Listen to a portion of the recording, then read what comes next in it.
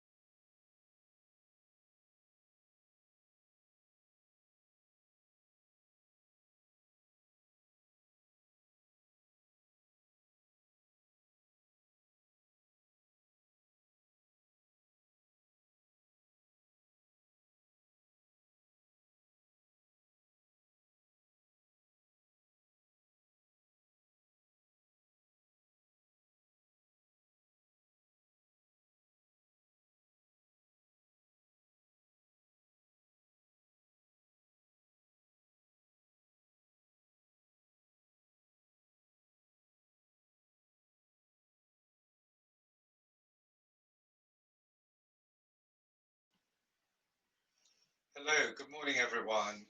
Welcome to our COVID lockdown advice and support session. As you probably know, these are running from during weekdays at 12 noon GMT for approximately 30 minutes. Just let you know about next week's schedule. There isn't one on Monday, as Jasmine has prior engagement. But Tuesday through to Friday, we should be back here again. So please look out on YouTube, Twitter, and Facebook for those advance notices. It will occur at noon. Now, as it says on this caption in front of you, please do post your questions into the chat. If you're new here today and you haven't visited one of our sessions before, a really warm welcome.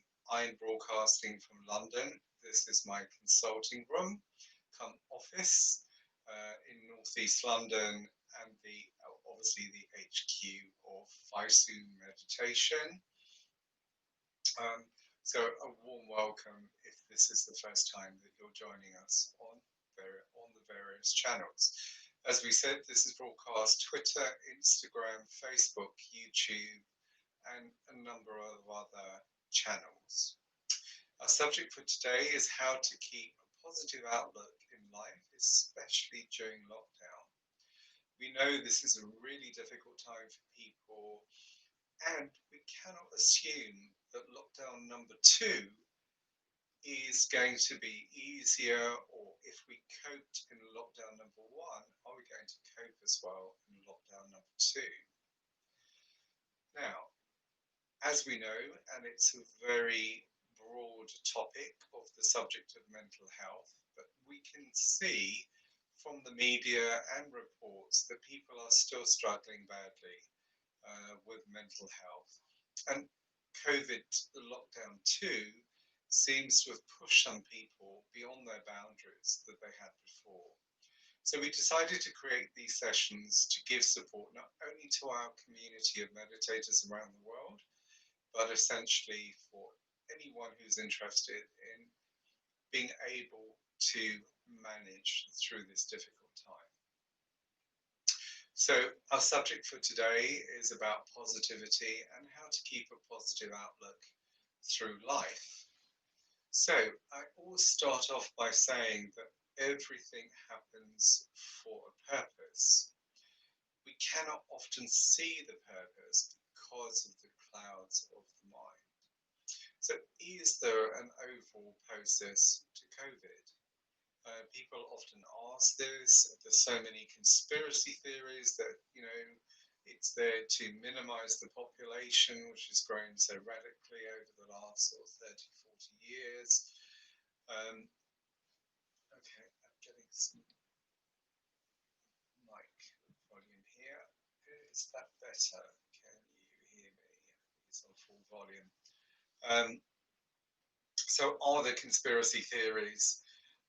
I honestly don't believe most of them. I think this is people's fear and negativity. So it's relative to our subject today, that people believe these wild and wonderful stories. They seem very credible, but when you actually go beyond the surface, they have no credibility and no substance at all.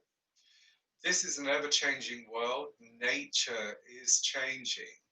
And remember that we are huge pollutants on this planet, and therefore nature has to keep adjusting itself.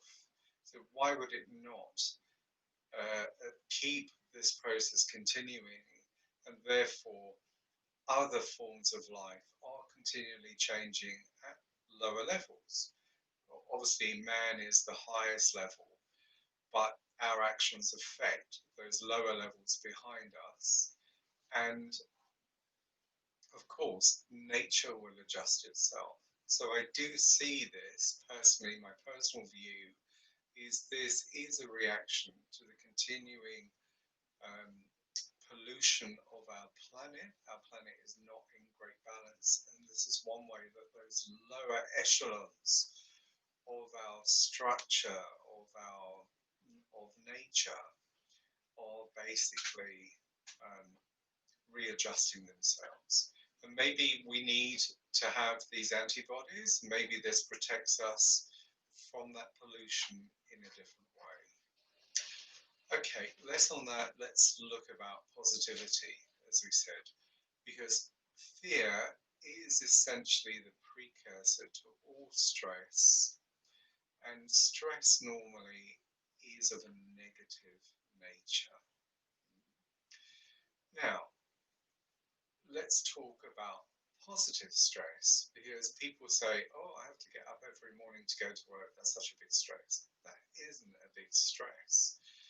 That pressure we would call positive pressure, or there's a modern term for this called EU stress, EU, like the European Union, in front of the word stress. And this means the positive stresses in our life that motivate us. So if you're in a great job and you get up every morning and you feel extremely motivated, even though you're under pressure to perform, we would say that this is a positive stress. And those pressures that we have to meet our commitments in life, we should always view as positive stresses. We only make them negative because of our resistance against them. Like if you don't want to get up at that time every morning, you're not a morning person, or you enjoy a rather long lay-in, even on work days, yes, there's going to be some conflict there between the necessary to respond to your responsibility and your attitude towards that. You'd rather have another hour in bed. So you see getting up early in a negative frame of mind. So the mind can change these polarities very, very quickly. Someone says a word to you, you've been in such a positive mood, flip. You've suddenly gone into a negative frame of mind. When we go into a negative frame of mind, we then obviously surface and begin to attract other negative situations to us, which pushes us further down into that negative state, and therefore it's harder then to step above it, to step out frame of mind that we're now in. So, during COVID and during lockdown, particularly, we are perhaps self reflecting more because we have much more time than we usually do to look at ourselves, look at our strengths and weaknesses, and some of those events around us may reflect those back to us for a purpose. As I said right at the beginning, that everything that happens to us has a purpose, even if we do not understand exactly why at this moment. We lack the understanding because of the clouds of the mind, because of that being steeped in negativity. That negativity is extremely heavy. So if we're talking about energy, the heaviness of negativity versus the lightness, the fineness of positivity. So we naturally want to take that mind on a journey to refine that heaviness and bring it to greater subtlety. Now, obviously, as you know, we teach meditation, and our unique form of meditation is a natural mental neutralizer. So that as we practice, the mind is soothed, and in that soothe and with that clarity, that negativity just drains away and it begins to restore a more positive um, way. And all it's done is change the polarity here. So we're drawing on those subtle divine forces, and they essentially are neutral. It is the divine force or the universal force is as a neutral force. So how then does it take us from negativity to positivity? And the simple reason of this is that energy will raise our consciousness. By raising our consciousness, it becomes finer. And when it is finer, those heavier negative vibrations are naturally expelled. So as such, here we're not even having to think positive. That process of spiritual unfoldment is refining us, lifting those energies, bringing them to a subtle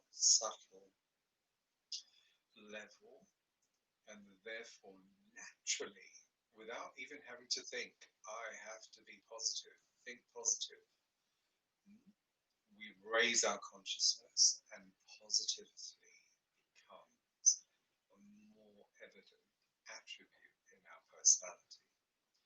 Now, if we look at the wider aspect of things, we have to leave both of these behind because they both exist in the relative field of existence, negative, positive, dark, light.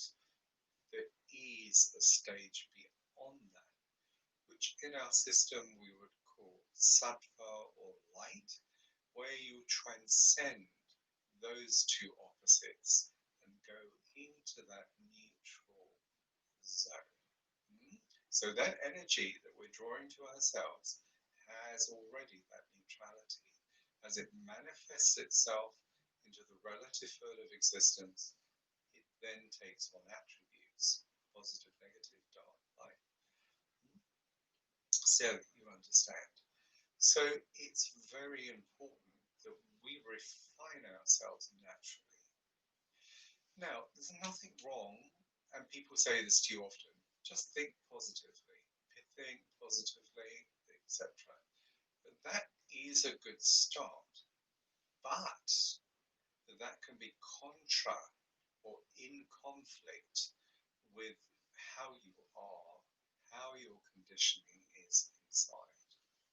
So I hear this often, people saying to me, oh, I always think positive, and it helps for a while, but I can't seem to rise above that negativity. I feel positive for a while, and then it draws me back. Of course, we because it is heavy, as we said. It's a grosser form of these finer, subtle energies. So we can help ourselves, yes, by thinking positive, but we need that spiritual unfoldment to refine those impressions of the mind that are behind those negative thoughts. So everything we think stems from some memory or impression in the mind, perhaps even of a previous lifetime, etc., that are now surfacing in our consciousness. And they will change the polarity of the mind as it is as we go along. So, through the refination of those energies, bringing that spiritual force into our system, because remember that this exists within each and every one of us.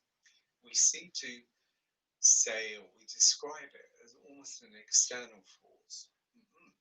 It is an internal force that we access through the deeper layers of ourselves.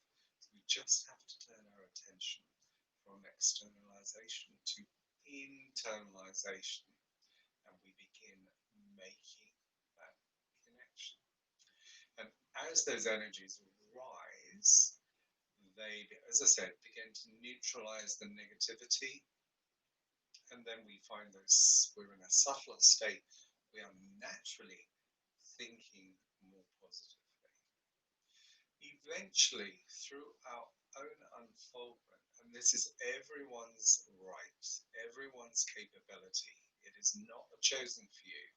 We all have this capability that we actually want to get into a state where positive and negativity do not affect us. We're completely balanced, actually beyond the two, so they do not affect us. As I said, that is the end goal of spiritual unfoldment. But until we reach those levels, which are possible in this lifetime, we have to deal with these different polarities. But we want to make sure that we're using them for our betterment. That's what's so, so important. So, as we're neutralizing this stress, we can help ourselves constructively at the beginning by being able to push away negative thoughts, or if we've had a period of thinking negatively. So, for the last 3 or 4 seconds, we're thinking negatively. For the next 4 seconds, so we increase that period more than the original period, we are thinking positively. Now, this is a good temporary help, especially at the beginning. If you're new to meditation or methods of spiritual unfoldment, that negativity still has a grip on you. This gives you the ability to begin consciously turning your attention more into a positive flow. But that is not enough. We need to refine those impressions of the mind. We need to burn the seeds of karma to which they relate for us to be able to be free of those memories for good, for good. So this is the process of spiritual unfoldment. Just a reminder, please do feel free to post a question in the feed. I will be able to see it. I saw some of your comments. Thank you. And basically, I'll just make sure I can see it. And that's going to be very important. So do ask. I do love questions. I love responding to questions. And we don't want to live a negative life. We don't want to be dominated by negativity, because this makes us feel stressed. It makes us feel very heavy. And that is not the way to live our life. Also, it will stop us achieving the things we want to achieve. So we want to have a natural, spontaneous, positive outlook through life, and we do this through our own personal unfoldment. All forms of meditation, including ours, we encourage you to expedite that process with some measure of self help. So it's very important that we are active. We are trying to help ourselves, not only to think positively where required at the beginning, but when we see something is not quite right in our lives, that we basically make the effort to put that right. So the combination of those energies that you're drawing from deep within yourself, combined with our conscious effort, this is our volition. We're exercising our free will here. We will basically move our life forward and really begin progressing. I've seen such amazing transformation in people's lives when they follow this advice and combine their meditational practices with conscious effort in daily living. Those people have such a positive outlook on life, and that is so important. If, for instance, if you're a boss, if you're an employee, what is more contagious than positivity? If you're talking positively, if you're smiling as well, conveying that positivity through your personality, it is so attractive. People love to listen, they love to be caught up in that positivity. Yeah? Simply because most people are so affected by the thoughts, the positivity and negativity of others. And we see this in our offices. You know, you might have a difficult person in your office or maybe in your family. When that person comes to work, they could be in a bad mood. As we said before, they're not a morning person and they're super grumpy. That grumpiness puts everyone on edge in the office around us. Why? It's because those people are not strong emotionally. They do not have that strength, that stability from within themselves. They're not standing on a firm foundation. If they were, then that person's moods, thoughts, or vibrations would not affect them. You could deal with it. It would just brush off you, etc. You might even retort with a comment which would flip that person out of the negative frame into a positive frame. On the other sense, you're working with a lot of grumpy people, and this morning bounces in someone with positivity, and then suddenly everyone in the office is caught up in this positivity and they're feeling much more positive, etc. So we can be the slave to other people's emotions and their negativity and positivity, and we don't want to do that because we're dealing with our own negativity. If someone, a colleague or a family member, is then negativity to you, it pushes you further into your negativity. So when we have that strength and that stability, which comes through meditation, we are not affected by the negativity of others. And that is so, so important. I cannot stress how important that is. And therefore, we're living a more fulfilling life. We're living our own life. We're expressing our own personality. We're not dependent on the moods or thoughts, opinions, or vibrations of other people. Yeah, people can be really, really negative, and I see that. They can pull people really down. If you're susceptible, if you're a depressive type of person, someone's other negativity, as I said, can really drag you down with them, and we do not want that. So that is how we have a more positive outlook in life. Two ways, just to recap, through our own spiritual unfoldment using meditation as a tool, and by observing our own thoughts. And obviously, every time we have a negative thought, we deliberately have a positive thought after it. This is also a good way to start.